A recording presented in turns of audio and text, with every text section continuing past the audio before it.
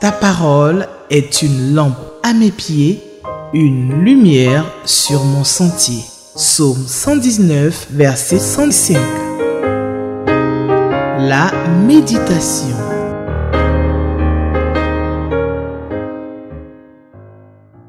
Bien-aimés frères en Christ, bonjour. Voici la journée que Dieu nous a donnée gratuitement, sans rien payer.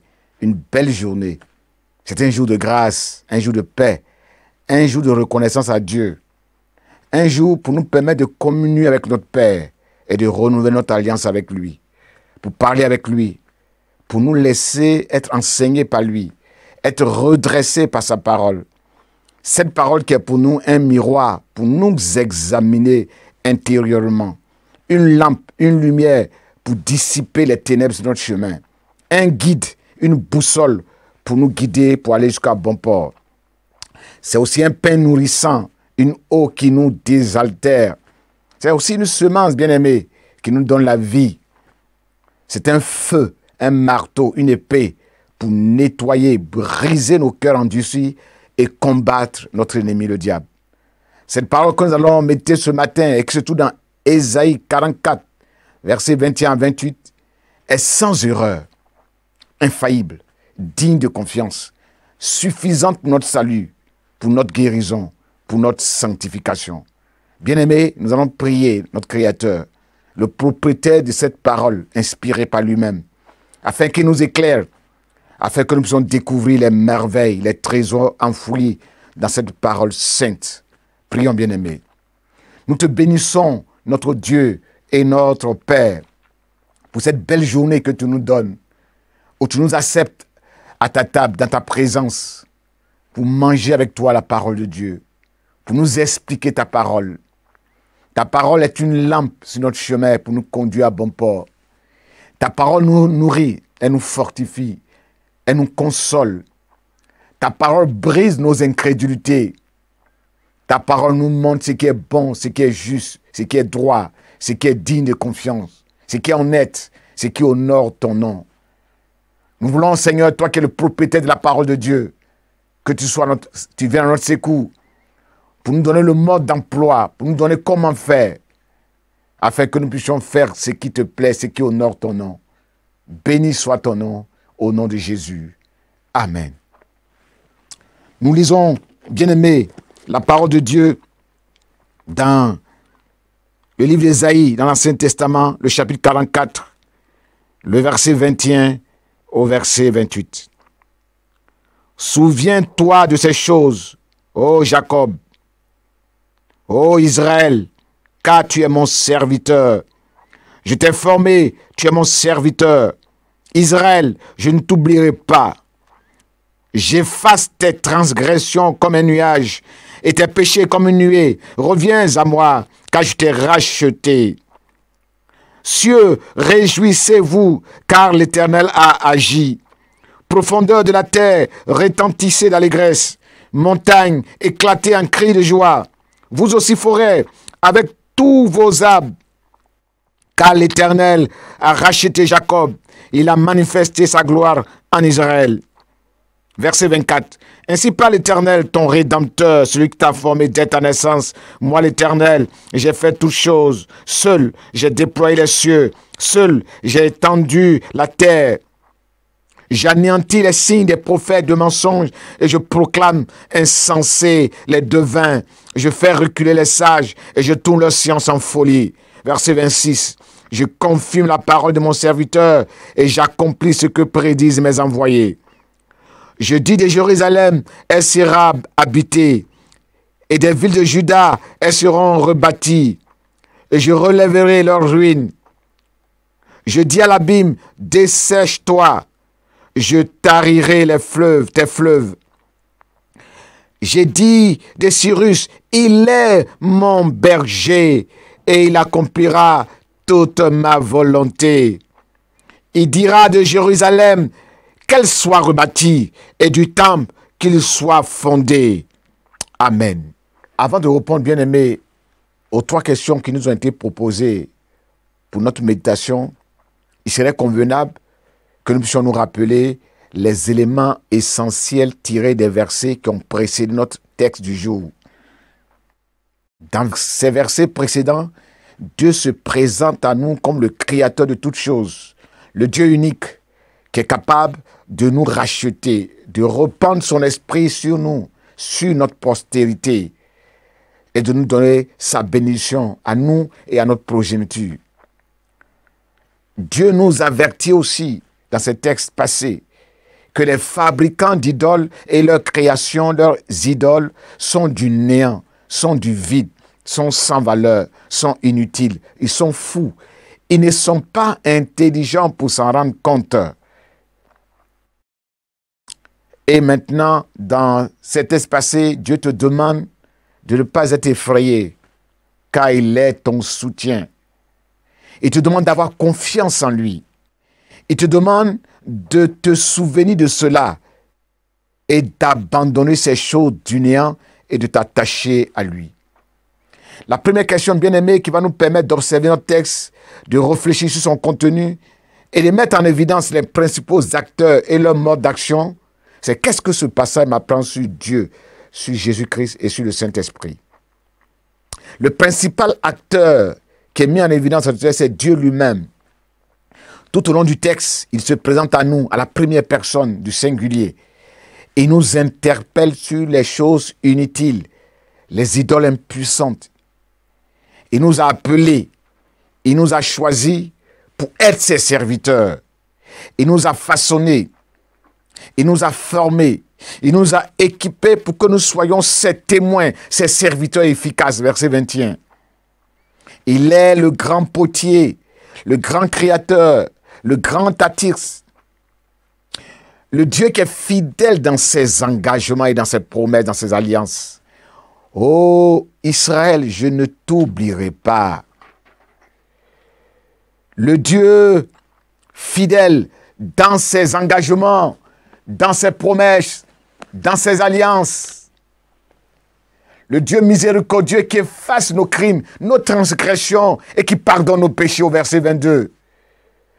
Et au verset 23, le Dieu qui est vivant, qui est actif, qui agit encore, qui travaille toujours en faveur de son peuple. Le Dieu qui nous a rachetés, le Dieu qui a payé le prix pour nous ramener à lui, dans sa maison, après nos forfaits. Effectivement, Israël est revenu d'exil.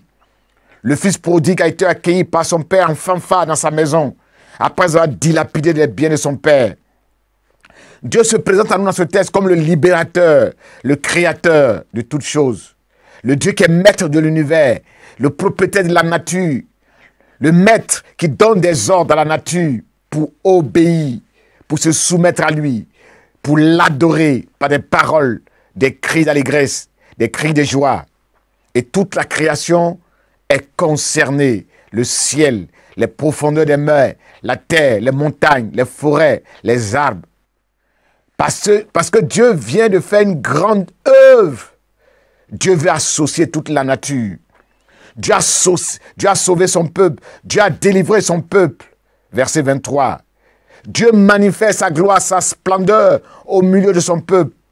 C'est le Dieu grand, fort, magnifique, glorieux, merveilleux, majestueux, puissant en œuvre. Au verset 24, moi seul j'ai fait toutes ces choses sans aucune aide. Le Dieu unique, créateur du ciel et de la terre, le Dieu qui se suffit à lui-même, le Dieu suffisant, auteur de toutes choses, qui sait nous façonner à son image. Oh bien-aimé, tout seul, j'ai déployé le ciel par moi-même. J'ai disposé la terre. Dieu est le plus grand savant, le plus grand architecte, le plus grand ingénieur de tous les temps. Il a conçu lui-même chaque chose et il a fabriqué. Il a placé chaque chose à sa place. Dans les moindres détails, rien ne déborde. Les distances sont respectées. Tout est mis en ordre. Au verset 25, le Dieu qui défie ses ennemis, ses détracteurs, ceux qui s'opposent à son œuvre, les faiseurs de fausses prédications, les devins, les faux sages, les faux prophètes, Dieu les confond. Il montre leur stupidité, la stupidité de leur savoir, leur fausseté, leur mensonge. Dieu les contredit, Dieu se moque d'eux. Psaume 2, versets 1 à 5. Dans 1 Corinthiens, chapitre 1, versets 29 à 29. La Bible dit que Dieu a choisi ce que le monde considère comme une folie pour confondre des gens intelligents. Il a délibérément pris ce qui est faible et chétif pour faire honte aux puissants. Ce qui n'avait ni noblesse, ni distinction ici-bas, Dieu l'a pris pour renverser l'ordre existant. Il a choisi des gens considérés comme insignifiants pour laisser sombrer dans le néant ceux qui se croient importants. Ainsi, aucune créature ne pourra s'enorgueillir en présence de Dieu ou se prévaloir de quelques titres devant lui. Au verset 26, Dieu veille sur sa parole, sur ses promesses pour les accomplir. Il confirme sa parole. Il fait exécuter les paroles, les prophéties annoncées par ses serviteurs en son nom. Dieu est celui qui reconstruit, qui rebâtit sur des anciennes ruines. C'est le spécialiste de la réhabilitation. Il peut faire reverdir ton désert. Au verset 28, Dieu suscite des hommes, des femmes, des serviteurs, des rois comme Cyrus pour faire sa volonté, pour accomplir son œuvre, sa mission. C'est le Dieu souverain qui prend de bonnes initiatives en faveur de son peuple, de ses enfants que nous sommes. Dieu a la capacité de transformer ses ennemis, des objets, même des animaux, pour faire d'eux des instruments de sa gloire. Un berger qui conduit son peuple et qui l'aide à reconstruire sa nation. C'est ce qu'il a fait du roi Cyrus. Bien-aimés, la deuxième question qui va nous aider dans notre réflexion concerne les promesses de Dieu dans ce texte. Au verset 21, dans ce verset, Dieu nous fait la promesse de nous établir, de nous choisir, de nous façonner pour faire de nous ses serviteurs, ses envoyés, ses ambassadeurs, ses témoins. Dieu dit que malgré l'exil, l'humiliation, les doutes, les luttes que nous avons, parce que nous sommes ses serviteurs, il nous fait la promesse qu'il ne nous oubliera jamais, jamais. Quelle belle promesse encourageante. Il le fait à cause de sa compassion, Osée 11:8. Il le fait à cause de son amour, de sa fidélité, de sa bonté, à cause de son alliance, à cause de son grand nom. 1 Samuel 12:22. À cause de sa miséricorde. Deutéronome 4:31. À cause de sa grandeur et de sa renommée. Jérémie 31, verset 37.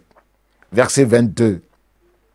Dieu nous fait dans ce verset-là une belle promesse de nous accorder sa compassion, son pardon, sa miséricorde, son repos.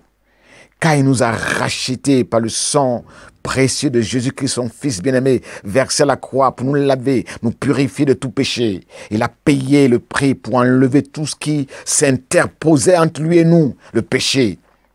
Si nous sommes tombés, si nous l'avons abandonné, si nous sommes fatigués et chargés, Dieu nous fait la promesse que ses portes, ses bras, sa maison nous sont toujours ouverts pour nous recevoir, pour nous accueillir dans la joie. Au verset 25, Dieu nous fait la promesse que lui seul peut faire échouer, peut annuler, peut faire capoter les décisions, les malédictions qui ne sont pas en notre faveur, les menaces de nos ennemis, les sorciers, les mystiques.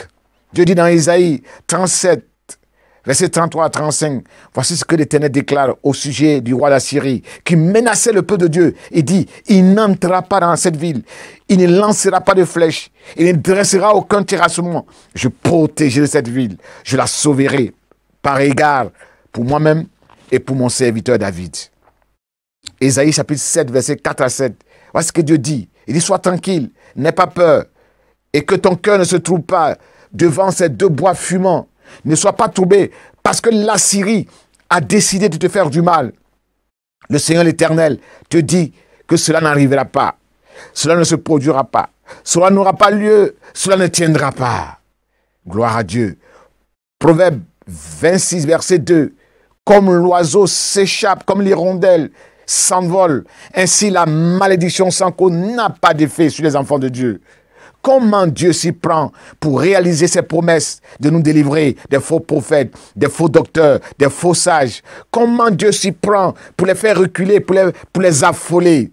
En nous envoyant sa parole, la bonne nouvelle. Dieu envoie sa parole pour nous guérir, pour nous faire échapper aux forces, aux filets tendus par les faux prédicateurs, les faux prophètes, les devins, les influenceurs, les manipulateurs, les faux sages. Psaume 107, verset 20. La connaissance de la parole de Dieu, de la vérité, nous affranchit de ces vendeurs d'illusions. Jean 8, verset 32. Maintenant, nous allons, bien aimés, faire ressortir de ces versets, de ces textes, toutes les vérités spirituelles qui sont contenues dans ce que nous avons lu. Les versets 26 à 28 contiennent en même temps des promesses et des vérités, des enseignements profonds qui font du bien à notre âme. Dieu dit 3 choses importantes. Il dit, je confirme ma parole. Je mets en exécution ma parole. Ce que j'annonce par anticipation. Ce que j'ai dit, Jérusalem sera habitée. Les villes de Juda seront reconduites. Les profondeurs de la mer seront desséchées. Le désert reflera. Tout cela sera réalisé coûte que coûte. Car Dieu n'est pas un menteur comme les hommes. Il veille sur son alliance. Il veille sur ses promesses. Il veille sur ses décisions pour les exécuter intégralement. Car le respect de ses engagements fait sa renommée, sa gloire, son honneur. Dieu ne met pas la honte dans le camp de ses envoyés, de ses prophètes. Sa parole le dit dans Jérémie 28, 8 à 9. Les prophètes qui ont existé avant toi ont depuis toujours annoncé la guerre, le malheur et la peste, en rapport avec de nombreux et de grands royaumes. Mais quant aux prophètes qui annoncent la paix, c'est lorsque sa prophétie va s'accomplir qu'il sera reconnu comme vraiment un envoyé de l'Éternel. Et Dieu dit encore à ce propos, dans Deutéronome 18, versets 18 à 22, il dit, je vais susciter un prophète comme toi, l'un de tes compatriotes. Je mettrai mes paroles dans sa bouche. Il transmettra tout ce que je lui ordonnerai. Et si quelqu'un refuse d'écouter ce qu'il dira de ma part, je lui en demanderai compte moi-même. Mais si un prophète a l'audace de prononcer en mon nom un message dont je ne l'ai pas chargé, ou s'il se met à parler au nom d'autres divinités, il sera mis à mort. Peut-être, vous allez vous poser cette question. Comment saurons-nous qu'un prophète, qu'une prophétie ne vient pas de l'Éternel? Sachez donc que si le prophète annonce de la part de l'Éternel une chose et que cela ne se réalise pas, si sa parole reste sans effet, c'est que son message ne vient pas de Dieu.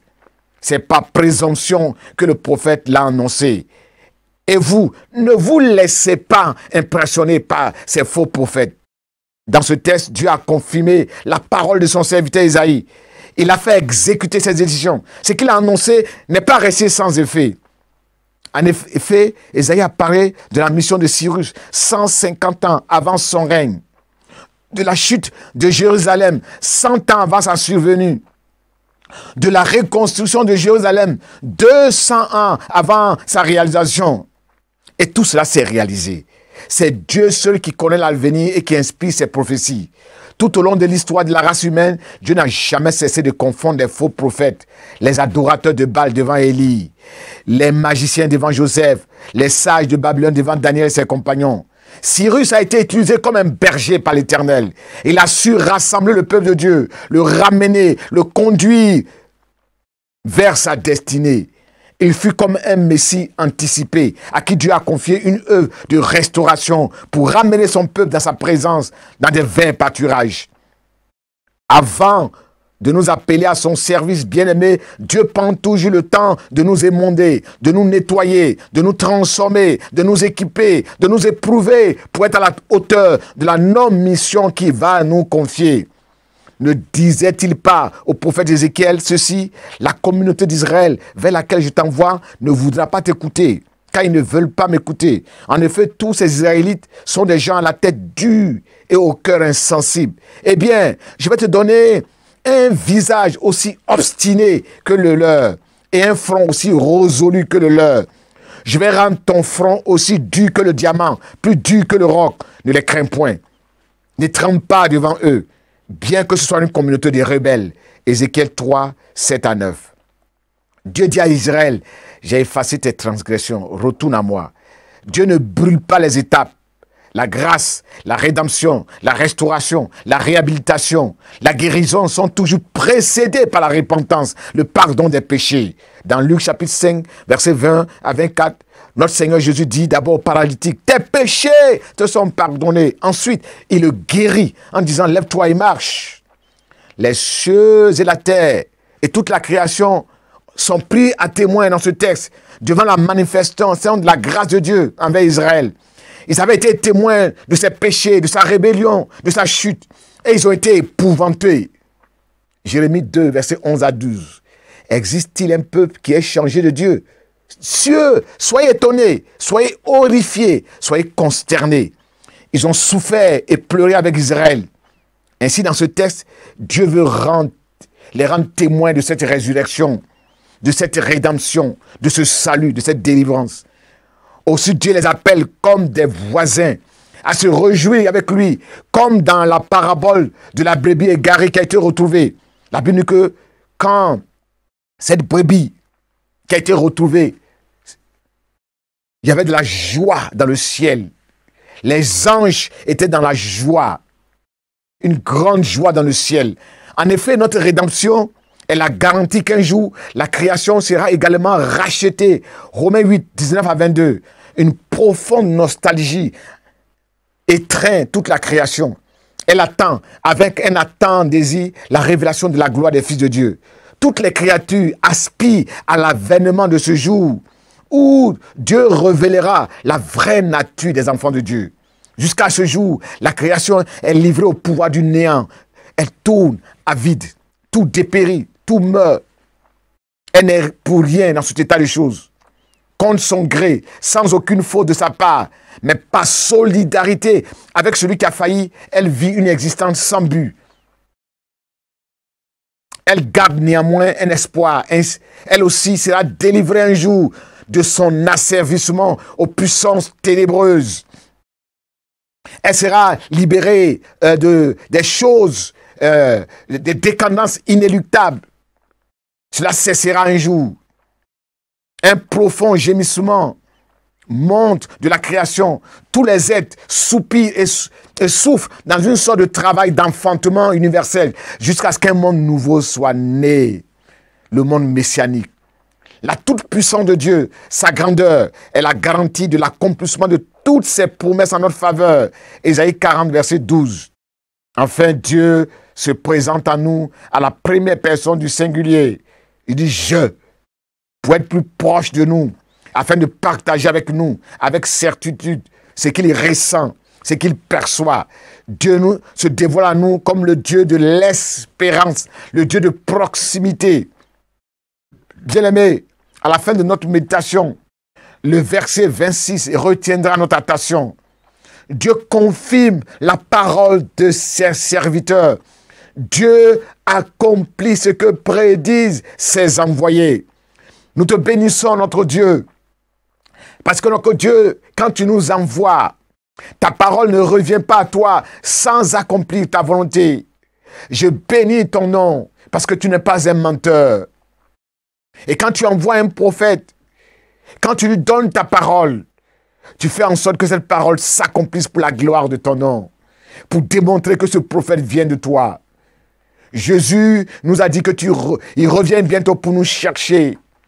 Donne-nous d'avoir confiance en cela et de nous préparer chaque jour.